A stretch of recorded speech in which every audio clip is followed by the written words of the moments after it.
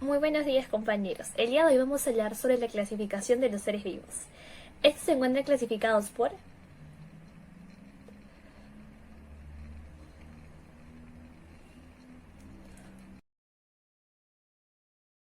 Esta situación te resulta familiar, ¿cierto? Pero ¿te has preguntado por qué olvidamos? ¿Qué implica realmente el olvido? Y sobre todo, ¿será importante para nuestro normal funcionamiento cognitivo? Como has podido apreciar, la situación anterior es más frecuente de lo que imaginas. Por ello, abordar este tema resulta imprescindible, pues olvidar cosas forma parte de nuestra vida cotidiana y resulta más frecuente de lo que crees. En cierta medida, el olvido es visto como algo negativo, y no es raro escuchar que a veces quisiéramos tener la capacidad de una supermemoria y no olvidar nada. Pero ¿sabías que el olvido es parte fundamental de nuestro normal funcionamiento cognitivo? Así es, y contrario a lo que se suele asumir la mayoría de veces, el olvido es necesario para la supervivencia psicológica y a su vez forma parte de un mecanismo esencial de aprendizaje. Y tal vez aún así te preguntes, ¿cómo olvidamos? ¿Qué determina que olvidemos ciertos aspectos y por qué otros no? ¿Existe alguna forma en la que se podría gestionar qué olvidamos y qué no? ¿Qué pasaría si no olvidamos? ¿El olvido es diferente en distintas etapas de la vida? Espera, vamos despacio. Para poder responder y ahondar más en el tema y dar respuesta a tales interrogantes, es necesario que veamos un poquito de las investigaciones que se han realizado a lo largo de los años sobre la memoria y el olvido. El progreso teórico y metodológico más impresionante de la investigación experimental cognitiva de la memoria se produjo en el área de la memoria a corto plazo.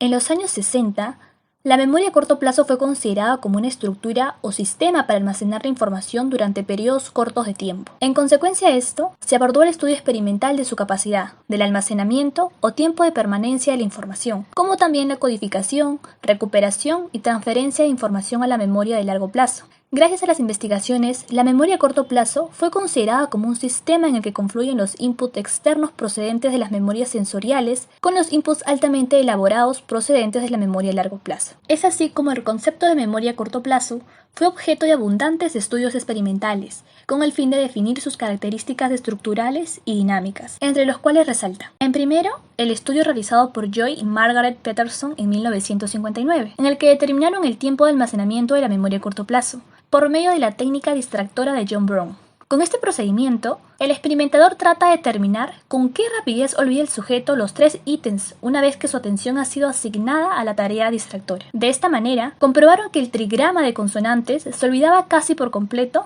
después de 18 segundos si al sujeto no se le permitía repetir. Como era previsible, las réplicas por parte de los teóricos de la interferencia no se hicieron esperar. En efecto, en los primeros años de la década de los 60 aparecieron distintos trabajos experimentales que aportan datos a favor de la tesis de que en la tarea de Brown-Peterson el olvido es el resultado de la interferencia proactiva que va aumentando con el número de ensayos y no del decaimiento de la oídos. Asimismo, también se realizaron numerosos trabajos sobre la curva de posición serial, que proporcionarán un cuerpo semántico de evidencia en favor de la dicotomía memoria a corto plazo y memoria a largo plazo. En esencia, el hallazgo básico de estas investigaciones se refiere al hecho conocido de que cuando a un grupo de sujetos se les presta una lista de palabras para que las retengan en su memoria e inmediatamente después se les pide que las recuerden en el orden que quieran, la probabilidad de recuerdo de cada palabra está en función del orden que ocupaba en la lista y cuya representación gráfica adquiere forma de U. Esta representación, conocida con el nombre de curva de posición serial, muestra que los sujetos recuerdan bien las palabras del principio de la lista, mal o muy mal las palabras del medio y especialmente bien las palabras de las posiciones finales de la lista. El buen recuerdo de las palabras de las primeras posiciones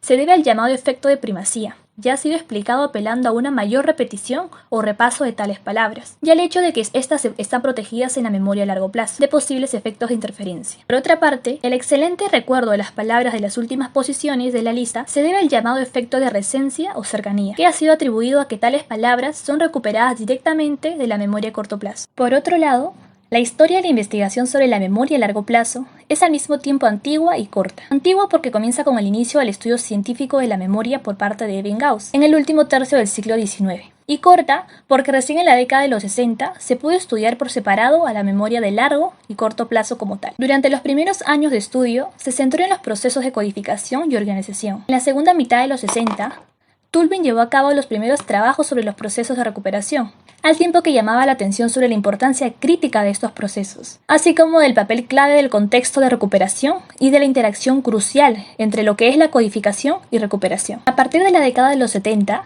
la memoria deja de ser sinónimo de almacenamiento, y lo que es más importante, se llega al convencimiento de que los procesos de codificación, por muy fundamentales que sean, no son suficientes por sí solos para comprender la memoria. En el año 1968 surgió un nuevo modelo de memoria que cuenta con una aceptación notable hasta hoy, ya que actualmente cuando se habla de memoria se hace referencia a las funciones que ésta cumple, las cuales son adquisición, retención y recuperación de la información. Este modelo es el de multialmacén de la memoria de Atkinson y Shiffrin. En este modelo, la memoria presenta una estructura de 3 sistemas o almacenes de memoria, a través de los cuales se procesa la información. Estos son la memoria sensorial, de corto plazo y largo plazo. La primera registra información y la retiene de medio a 2 segundos. Por esta razón, solo capta las características físicas del estímulo. Por ejemplo, los olores percibidos en una panadería o los diversos sonidos en un zoológico. La memoria de corto plazo, también denominada memoria de trabajo, funciona como un almacenamiento transitorio. Reconoce y categoriza el significado de la información. Esta memoria nos ayuda cuando intentamos memorizar 9 dígitos de un número telefónico o cuando necesitamos retener un código CAPTCHA momentáneamente.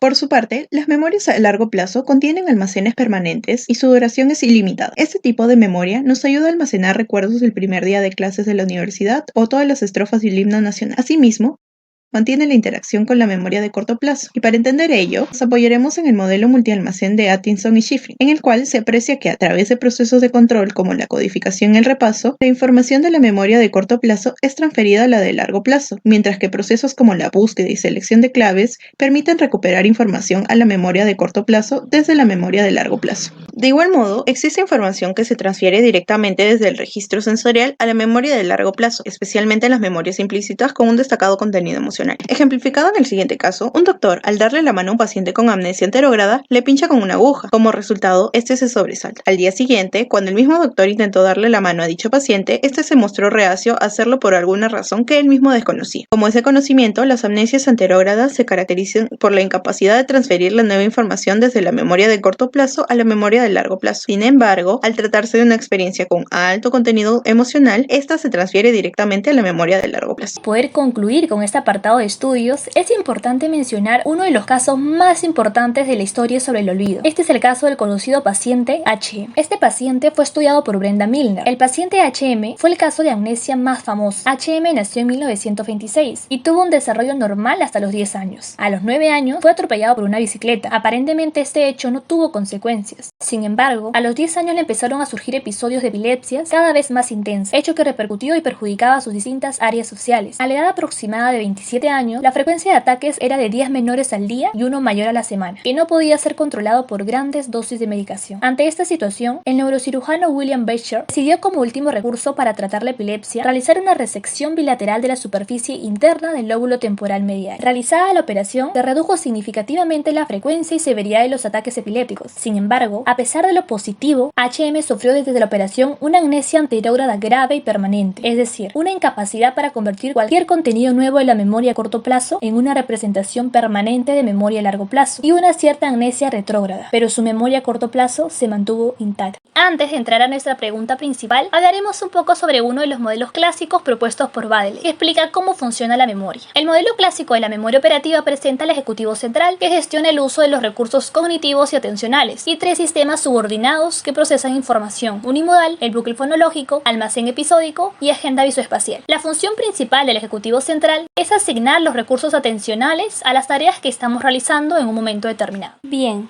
ahora daremos respuesta a este interrogante principal. ¿Por qué olvidamos? Para responder a ella estudiaremos a partir de 4 tipos de análisis. En primera instancia, veremos el análisis filogenético del olvido. La teoría de la evolución biológica propone que el mundo externo no es estático y está en constante cambio. Por ello, los organismos también presentan cambios a lo largo del tiempo. Es decir, en los organismos surgen respuestas biológicas adaptativas para afrontar los cambios como lo hemos estado viendo. Aunque el olvido puede parecer algo malo, es en realidad una función adaptativa que nos permite eliminar los detalles y la información que no es necesaria y nos ayuda a concentrarnos en lo más importante. Ahora, imagínense que podamos recordar cada detalle de lo que hacemos o de lo que percibimos. Nuestra mente se encontraría saturada de información. Por ello, es imprescindible olvidar algunos acontecimientos de la vida para poder seguir viviendo en buenas condiciones. Por ejemplo, a nuestro alrededor suceden infinidad de acontecimientos negativos, con cuya carga emocional no podríamos vivir, y tampoco podríamos disfrutar de las miles de cosas que nos presenta la vida. A nivel neurobiológico, algunos experimentos con ratones indican que existen mecanismos que promueven la pérdida de la memoria y que son distintos de los relacionados con el almacenamiento de la información. Además, se ha comprobado el debilitamiento o la eliminación de las conexiones entre neuronas que codifican los recuerdos, así como indicios de que nuevas neuronas en el hipocampo sobrescriben los recuerdos existentes para que resulte más difícil acceder a ellos. La cantidad de estas nuevas neuronas es mucho mayor en las personas jóvenes, lo cual puede explicar por qué los primeros recuerdos no suelen ser anteriores a los 4 años de edad. Como lo anunciamos, la memoria y el olvido es diferente en cada etapa de la vida, y para dilucidar ello, presentaremos el análisis ontogenético del olvido. Primero veremos el olvido en niños. ¿Cómo se ocurre esto? Las capacidades cognitivas, como la atención y la memoria, se desarrollan con la edad y están condicionadas por el nivel de maduración neurológica. Por ello, poco a poco los niños van logrando un mayor control de sus procesos atencionales. Sin embargo, no todas las zonas del cerebro se desarrollan con la misma velocidad, en especial las que están implicadas en la memoria. Del mismo modo, el interés y la atención cumplen un rol importante en la memoria. Los niños suelen poner atención y captar la información que es importante cuando es necesario. Pueden almacenarla en la memoria a corto plazo y memoria a largo plazo, y recordarla cuando la necesite. Sin embargo, algunos pueden presentar dificultades con la memoria. Por otro lado, un estudio realizado en la Universidad de Ohio nos ha revelado nuevas pistas para comprender cómo funciona la memoria de los niños. Según estos investigadores, la clave de los olvidos radica en que los pequeños no tienen una buena memoria episódica, ya que se desarrollaría fundamentalmente después de los 7 años. Debemos considerar que la memoria no es un simple reservorio de información que funciona de manera automática, sino que también es necesario que seamos capaces de reforzar los recuerdos y que logremos acceder a ellos de manera consciente.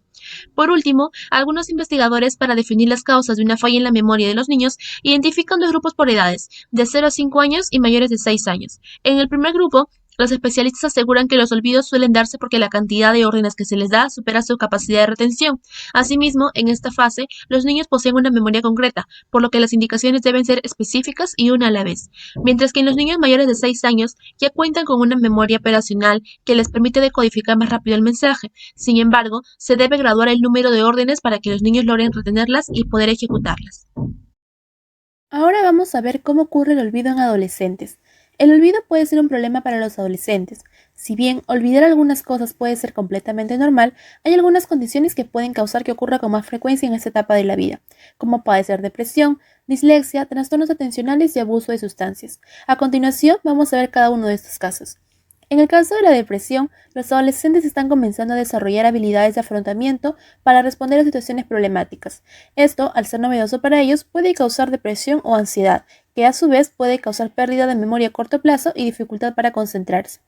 En el caso de la dislexia, los adolescentes disléxicos pueden experimentar fallas de memoria a corto plazo, que hacen que sea difícil recordar números de teléfono, seguir listas de instrucciones o tomar notas en la escuela. Por otro lado, los adolescentes que tienen dificultades de aprendizaje pueden ser olvidadizos debido a la escasez de habilidades de función ejecutiva, entendiéndose que las funciones ejecutivas incluyen las habilidades para recordar, organizar y completar tareas.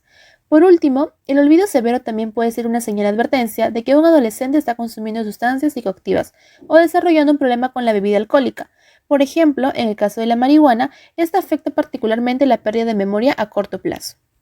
En la etapa adulta, el deterioro de la memoria asociada con la edad, más conocida por sus siglas de MAE, es considerado un estado clínico caracterizado por una declinación de la función némica, vinculada con el envejecimiento en personas con 50 a más años de edad. De la misma manera, se ha destacado la mayor frecuencia del DMAE en el sexo femenino. En realidad, no se conocen sus causas, pero hay autores que lo explican por ser las mujeres más prevalentes en el grupo de 80 a más años de edad, lo cual posibilita que ellas sean las más afectadas. Por otro lado, los investigadores del envejecimiento cognitivo coinciden en que el rendimiento de la memoria empieza a declinarse en la adultez temprana. En concreto, se han observado decrementos significativos en la memoria de recuerdo, tanto cuando se mide con tareas de recuerdo libre como de recuerdo con claves, lo que pone de manifiesto una cierta incapacidad de los adultos mayores para reconstruir el contexto original en el que aconteció el evento que se quiere recordar. Asimismo, los déficits son bien visibles en las tareas de memoria prospectiva, por ejemplo, al recordar realizar una acción en un futuro cercano, y sobre todo en tareas de memoria operativa, como por ejemplo, mantener a corto plazo información en la mente mientras se opera con ella o se llevan a cabo otras operaciones cognitivas. Por el contrario, La memoria de reconocimiento, la memoria primaria, las destrezas motrices y cognitivas, el conocimiento semántico, el procesamiento emocional de los eventos y la memoria autobiográfica se mantienen relativamente estables. Este patrón asociado a la edad de pérdidas y de estabilidad en el funcionamiento de la memoria también se ha reflejado en términos de la dicotomía memoria explícita, que se ve afectada con el paso de los años, y memoria implícita, que se mantiene preservada. Análisis microgenético del olvido. Memoria a corto plazo.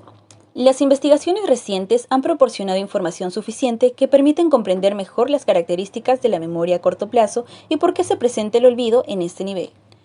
Para ello, es necesario tener en cuenta dos características básicas. Primero, que tiene una duración limitada. Si la información entrante no es procesada a la brevedad, esta decae. En un estudio de Peterson y Peterson en 1959, se presentó a los aprendices una sílaba sin sentido, por ejemplo, KAG, y después se les dio como tarea resolver un ejercicio aritmético antes de que intentaran recordar la sílaba. Esta asignación sirvió para evitar que los aprendices pudieran repasar la sílaba, y como los números no irían a almacenarse, no llegaría a interferir en el almacenamiento de la sílaba. Como resultado, se obtuvo que mayor tiempo dedicado a la actividad de distracción, menos podían recordar la sílaba, de tal modo que este experimento demostraba que la duración de la información en la memoria de trabajo es limitada. Es decir, si la información no es aprendida bien, ésta se pierde con rapidez y con mayor facilidad. Por ejemplo, si estamos tratando de recordar un número telefónico al cual debemos llamar y nos distraemos con una notificación de Facebook, nos encontraremos con la situación de que no recordamos gran parte de los números que habíamos memorizado. Asimismo, la memoria de trabajo también posee una capacidad limitada, ya que puede contener solo una pequeña cantidad de información. Aquí tenemos la propuesta de Miller, quien sugirió que la capacidad de la memoria de trabajo respondía al almacenamiento de 7 más menos 2 elementos, entendiéndose como elementos a toda aquella unidad que posee significado, como las letras, números, palabras y expresiones comunes. Sin embargo, se comprobó también que esta capacidad o cantidad de información en la memoria de trabajo se puede incrementar a través del agrupamiento o la combinación de la información, de modo que se le puede otorgar un significado. En este sentido, vamos a presentar un ejemplo de prueba. Traten de memorizar los siguientes números 2, 5, 1, 2, 1, 8, 2, 1 por unos minutos. Y el tiempo va... Listo. Hagamos stop. ¿Logran recordar todos los dígitos? ¿Sí o no? Bien. Es muy probable, y apostaría, claro, si no lo has anotado, que no pudiste recordarlos todos. Sin embargo, te voy a mostrar cómo el agrupamiento puede ayudarnos a recordar muchos más dígitos de los que podría almacenar nuestra memoria a corto plazo. Esto puede ser recordado más fácilmente si el 25-12 se toma como referencia a la Navidad y el 18-21 como el año de la independencia peruana. Pero el olvido no solo se presenta en la memoria de corto plazo, sino también en la memoria de largo plazo. Cuando hablamos de amnesia, nos referimos a la pérdida selectiva de funciones mnémicas. Cabe resaltar que una persona con amnesia puede adquirir diversas habilidades perceptivas y motoras, pero no se puede acordar de los momentos o episodios en los cuales aprendió dichas habilidades. Del mismo modo, aquellos mismos pueden tener un rendimiento normal o casi normal en las pruebas de memoria, pero totalmente deficitarios en otras. En relación a las amnesias, estas se encuentran clasificadas de dos maneras, la anterógrada y la retrógrada. La amnesia anterógrada consiste en que los nuevos acontecimientos no se guardan en la memoria a largo plazo, es decir, la persona afectada no es capaz de recordar algo cuando la información desaparece de la memoria de corto plazo, pues esta información no se consolida en su memoria de largo plazo. Aquí se encuentra el famoso caso de la persona HM. Mientras que la amnesia retrógrada consiste en que la persona no recuerda lo que sucedió antes de tener el trastorno. Se trata del tipo de amnesia más conocido. Básicamente, se trata de no recordar el pasado. Por otro lado, cuando hablamos de paramnesias, nos referimos a una alteración de la memoria, que se caracteriza por la distorsión de los recuerdos. Es decir, el sujeto tiene falsos recuerdos que cree verdaderos y que sustituyen a los hechos reales que no puede recordar. Aquí se encuentra el déjà vu y jamais vu. Probablemente te cuestiones qué significan esos dos términos. El déjà vu describe el fenómeno de tener la sensación de que un evento que experimentamos en la actualidad ya lo vivimos en el pasado, mientras el jamais vu es justamente lo contrario a un déjà vu, es decir, encontrarse en una situación familiar que ya ha sucedido antes pero no lograr reconocerla. O ligeramente afectada en la vejez. En relación al olvido de este tipo de memoria, Alexander Luria en su famoso libro La mente del memonista relata el dramático caso de Salomón Shereshevsky, quien fue un periodista poseedor de una memoria superdotada. Esta característica fue descubierta en su trabajo, pues tras una discusión con su jefe, quien le reclamó por no anotar nada, a lo que Shereshevsky respondió que él era capaz de recordarlo todo, logró hacer que él contacte con Alexander Luria, debido a la sorpresa que este hecho causó. Es así como el neuropsicólogo lo evaluó mediante pruebas de memorización, como aprender series de 70 números para comprobar su capacidad, y finalmente realizó un estudio psicobiográfico de este caso único por 30 años, y así logró sentar los cimientos de una nueva psicología y neuropsicología propuestas por Lev Vygotsky y Alexander Luria. Pues con el método de la evaluación psicológica clínica evidenciaron la génesis social de la mente humana y la estructura sistémica de las funciones psicológicas superiores. Ahora, seguro se preguntarán, ¿por qué existen memorias superdotadas como la de Shereshevsky? Pues bien, el caso del memonista Shereshevsky podría deberse a las diferencias genéticas en la CREP2. Esta proteína represora de la CREP1 no cumplía su función inhibitora. Por lo tanto, la CREP1 consolidaba memorias a largo plazo sin carga emocional alguna, y en una única presentación del estímulo a aprender. Pero, ¿por qué Shereshevsky no olvidaba? Según Eric Kandel, a nivel neurobiológico, afirma que Shereshevsky nunca olvidaba la información relevante e irrelevante porque las proteínas CREP2 nunca inhibían a la CREP1, en su función de desactivar el proceso de sinaptogénesis. A nivel psicológico, Luria afirma que la sinestesia de Shereshevsky generaba, de manera simultánea, códigos visuales, gustativos, cutáneos, etc., lo cual fortalecía sus memorias a largo plazo. Es probable que la causa de la sinestesia haya sido una mutación genética en la CREP2, que le hizo perder su poder represor con respecto a la CREP1. Y esta activó procesos de sinaptogénesis que extendieron su sinapsis hacia las otras áreas cerebrales, mezclando así diferentes modalidades sensoriales. Gracias a la sinestesia, Shereshevsky almacenaba información en las memorias de largo plazo con códigos de todos los sistemas perceptuales, visuales, acústicos, ápticos, gustativos olfatorios y sinestésicos vestibulares. Luego de haber visto cómo es que se da el olvido en la memoria a corto plazo y largo plazo, vamos a ver cómo es que un personaje llamado Ebbinghaus explica que se desarrolla el olvido a través de un gráfico. Pero primero se preguntarán, ¿quién fue Ebbinghaus? Pues él fue un psicólogo alemán quien fue el primero en estudiar científicamente la memoria. Entonces, como nos vamos dando cuenta, al estudiar la memoria tiene mucha relación con el olvido. Por ello vamos a ver qué hizo Ebbinghaus en relación al olvido. Ebbinghaus realizó una serie de experimentos, siendo él mismo su sujeto experimental, en el cual consistía en aprender listas de 13 sílabas que repetía hasta que lograba recitar la lista sin ningún error, en 2 ensayos de aprendizaje sucesivos. Luego, tras intervalos que variaban entre 20 minutos y 31 días, volvió a examinarse a sí mismo. Pues luego de ello, ¿qué concluyó Ebbinghaus? Pues él halló que el recuerdo era imperfecto en el primer ensayo, indicando que el olvido se había dado. Entonces, ¿entendieron en qué consiste la curva del olvido? La explico de manera sencilla. Los resultados mostraron, como se muestra en la figura, que olvidamos de forma mucho más rápida al principio y de modo más lento después. ¿Ahora me entienden? Es decir, nos muestra que normalmente en unos días o semanas se olvida la mitad de lo que hemos aprendido. Imagínense, a no ser que repasemos lo que vamos aprendiendo.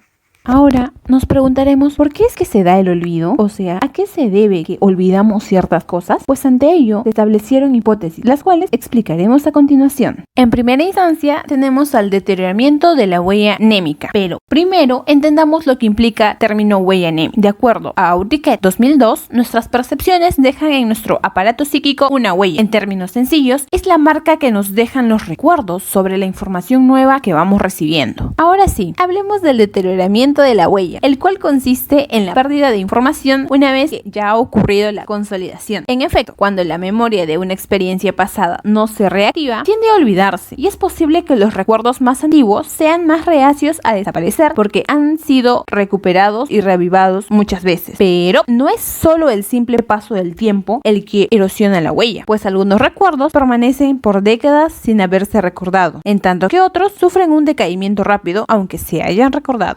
Teoría de la interferencia. Bueno, ahora que vimos la teoría de la huella amnémica tras los legados de Ebbinghaus, te preguntarás si esta es la única teoría, ¿verdad? Pero no. Déjame contarte que si bien esta teoría fue una de las primeras en tratar de explicar el olvido, presentaba algunas deficiencias. Y es aquí donde se presenta la teoría de la interferencia. ¿Interferencia pero de qué? Déjame te explico. Esta teoría enuncia que el olvido se presenta debido a que un conjunto de información obstaculiza el aprendizaje de otro. Incluso existen 2 tipos particulares de este tipo de interferencia, así como lo oyes. Primero, la interferencia retroactiva. Esta se presenta cuando un aprendizaje nuevo dificulta el recuerdo recuerdo de otro adquirido anteriormente. Sí, efectivamente, un aprendizaje nuevo puede interferir en uno anterior. Por ejemplo, una persona puede estar aprendiendo 2 idiomas y un día martes repasar una lista de verbos en inglés, mientras que al día siguiente repasa la lista de verbos en francés. Como resultado, este nuevo repaso afecta el recuerdo de la lista anterior. Además, en cierta medida, esta teoría permite explicar gran parte de la información perdida en la curva del olvido. Ahí te va otro dato. Luego, tenemos la interferencia proactiva. En este caso, el aprendizaje anterior dificulta la adquisición de uno nuevo. En sí no explicaría mucho el olvido, pero sí evidencia el problema de codificación de la memoria. Por ejemplo, y a propósito de uno de los primeros psicólogos interesados en este tema, Hugo Münsterberg, decidió cambiar el bolsillo en el cual guardaba habitualmente su reloj. A menudo se encontraba metiendo automáticamente la mano en el bolsillo anterior, a pesar de que había decidido conscientemente el guardar el reloj en otro bolsillo. Ahora veremos a una tercera hipótesis acerca del por qué se da el olvido, la cual es la falta de repaso. Esta hipótesis sostiene que los recuerdos se debilitan cuando no repasamos. Muchos nos sentiremos identificados con esto, ¿cierto? Muchas veces nos damos cuenta que si no repasamos alguna información, pues simplemente lo olvidamos. Entonces, si la información no se refuerza mediante el repaso y el uso, con el tiempo irá desapareciendo hasta llegar a perderse. Es decir, cuanto más se repase la información almacenada, más fuerte será la conexión y mayor resistencia se ofrecerá al olvido. Análisis histórico-cultural del olvido. En contraposición a lo planteado por Ebbinghaus, Bartlett fue el primer psicólogo experimental que estudió la memoria en relación a la cultura. A Bartlett le interesaba principalmente comprender cómo se organiza el conocimiento verbal. En lugar de utilizar una serie de sílabas sin sentido, usaba historias reales. Pedía a los sujetos leer un cuento sobre las costumbres de una cultura desconocida y contarlo a otra persona. Esta tenía que contárselo a la persona siguiente y así sucesivamente. Al llegar la historia a la última persona de la cadena, había cambiado sustancialmente. Desaparecían detalles, nombres, personajes, entre otros. Así Bartlett establecía que la organización cultural del recuerdo se basa en 2 puntos. Primero, el proceso de recuerdo es constructivo, es decir, que los valores y las expresiones culturales llevan a seleccionar cierta clase de información que han de encontrarse en el recuerdo. Segundo, el orden temporal es un principio organizador. Asimismo, a propósito del papel de la cultura, desde la psicología histórico-cultural se considera que el empleo de instrumentos culturales amplían las funciones psíquicas del ser humano, específicamente referida a la memoria. Para dominar la actividad mnémica cotidiana, incluso la de aprendizaje, la persona hace uso de distintas operaciones. Por ejemplo, apuntar sus pendientes en una agenda o utilizar un teléfono celular para este propósito, llevar la cuenta a través de nudos o utilizar programas sofisticados para acciones contables, incluso transmitir a través de sistemas de signos gráficos como el dibujo, la escritura, tanto el lenguaje como su pensamiento. Pero antes, ¿qué es el signo? Verás, el signo es un estímulo artificial creado por el ser humano para extender la operación de su recuerdo más allá de las dimensiones naturales de su sistema nervioso, de tal manera que este signo formará parte del bagaje cultural social. De esta manera, y en términos generales, se considera la memoria como una función psíquica compleja. En tal sentido, Vygotsky contemplaba su estudio en el desarrollo ontogenético de manera lineal, es decir, en las etapas infantil, adolescente y adulto. La memoria episódica. La memoria episódica contiene todos aquellos sucesos experimentados personalmente, y es por ello que su recuerdo involucra el qué, dónde y cuándo ocurrió un determinado hecho. De esta manera, la memoria episódica se comporta como una función asociativa entre distintas modalidades de información como la visual, espacial y temporal que origina un estímulo, el cual deriva en una configuración compleja que denominamos comúnmente como suceso. El componente fundamental de la memoria episódica es la experiencia personal, y ello hace referencia a la consideración de que los eventos deben haber sido experimentados personalmente por el individuo. De ahí que toma el nombre de memoria autobiográfica. Por otro lado, una de sus características importantes es lo que Tolvien denominó como nivel de conciencia. Es necesario que la persona sea consciente de que lo que recuerda es algo que le ocurrió personalmente, conciencia autonoética. Pero también se requiere de aquello que es denominado como recolección consciente. Es decir, es necesario que la persona sea capaz de discernir entre eventos pasados que no vivió personalmente, los de su pasado reciente o aquellos que solo le resultan familiares. Además, otro componente es la ubicación de los eventos en un marco temporal subjetivo, así como lo oyes, que provenga del mismo individuo, lo cual le provee un conocimiento de la secuencia de eventos que le han ocurrido en su pasado y están contenidos en la memoria retrospectiva, así como el orden preciso en que que éstas sucedieron, asociada a la memoria de orden temporal. Asimismo, para que tal reconocimiento del recuerdo anteriormente mencionado, la persona requiere de un conocimiento sobre sí mismo como una entidad diferenciada del resto del mundo. Es así que hablamos de la famosa triada de la autonoesis, la conciencia temporal subjetiva y la conciencia de sí mismo. Estas tres son muy importantes, tanto que son consideradas como requisito indispensable que definen a la memoria episódica. Ahora bien, el papel de la cultura no solo lo encontramos en este tipo particular de memoria, sino también en otra muy curiosa que nos arroja luces sobre por qué olvidamos hacer cosas.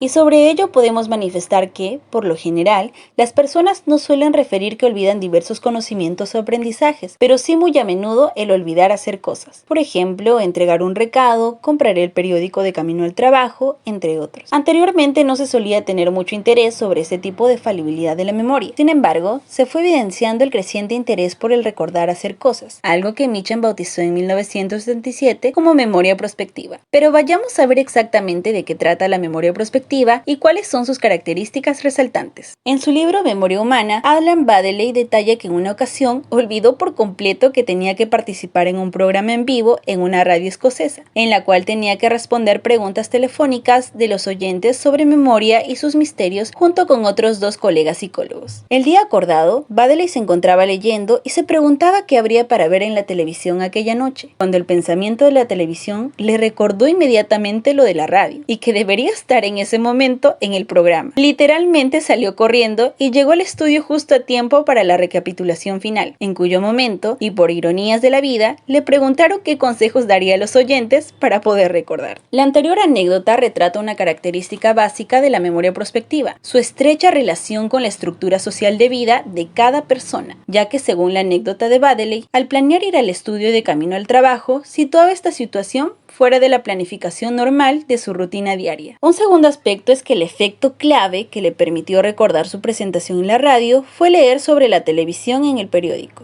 lo que a su vez le recordó que tenía una cita programada. Tal parece, y es probable, que tales claves sean importantes. Sin embargo, estas son difíciles de ser estudiadas bajo condiciones naturales en las que se han realizado muchos estudios. Por último, un tercer aspecto característico es el grado de apuro, creado por el incidente o la situación. Esto implicaría que solemos olvidar cosas que no consideramos muy importantes o tal vez cosas que simplemente nos desagradan. Por ejemplo, es mucho más probable que olvidemos asistir a la boda de un compañero de trabajo, especialmente si no simpatizamos mucho con él, que olvidar una final de fútbol que habrá de disputar nuestro equipo favorito. Entonces, visto hasta ahora las características resaltantes de la memoria prospectiva, ¿qué la diferencia de la retrospectiva? Bien, en primer lugar debemos señalar que la memoria prospectiva tiende a ocuparse de manera decisiva sobre el cuándo debería recordarse algo, mientras que la retrospectiva se interesará sobre todo por el qué debemos recordar. Además, por lo general la memoria prospectiva tiene un contenido de información muy bajo. Se ha de recordar llamar a alguien o sacar un pastel del horno, pero no es preciso recordar en gran detalle qué es lo que diremos cuando hagamos la llamada o cómo lograr que el pastel se hornee perfectamente. Por el contrario, la memoria retrospectiva suele interesarse más por la cantidad de información recordada. Y en tercer lugar, el olvido prospectivo tiene un fuerte componente moral, el que a menudo nos produce vergüenza, algo que se evidencia en la importancia social, mientras que el olvido retrospectivo suele ser mucho más neutral en cuanto a este aspecto. Por su parte, Freud, en su teoría psicoanalítica, relaciona el olvido con las estructuras del consciente e inconsciente y el mecanismo de represión. Esta frase resume en gran medida la tesis psicoanalítica, donde, a partir de ella, Freud plantea tres formas de memoria: la memoria, el olvido y la represión. Estos elementos se encuentran presentes en la teoría de la memoria de psicoanálisis, que es más bien una teoría del olvido, donde se plantea que el olvido y el acto fallido tienen lazos asociativos con las memorias del inconsciente, que están reprimidas por causar displacer a la persona, y por esta razón se olvida lo que alguna vez fue consciente. Y es mediante los sueños y sucesos patológicos que estas memorias reprimidas pueden aflorar nuevamente a la conciencia y recordar lo que creíamos olvidado. A continuación, se aplicó un cuestionario de memoria cotidiana a 3 sujetos para evidenciar si tienen o no fallas en la memoria. Este cuestionario estuvo conformado por 27 ítems, evaluados en escalas del 1 al 9. El primer sujeto es mujer, tiene 44 años y posee secundaria completa. El segundo es mujer con una edad de 75 años y con estudio superior completo. Y el tercero y último es una mujer de 46 años con estudio superior completo. Después de realizada la prueba, los resultados fueron los siguientes. El sujeto 1 obtuvo 44 puntos, el sujeto número 2 obtuvo 58 y el sujeto 3 54 puntos. Siendo la puntuación promedio 58, podemos concluir que ninguno de los evaluados tiene fallas en la memoria. Pues bien, para finalizar es necesario mencionar ciertos puntos que hemos visto y que son importantes recordar.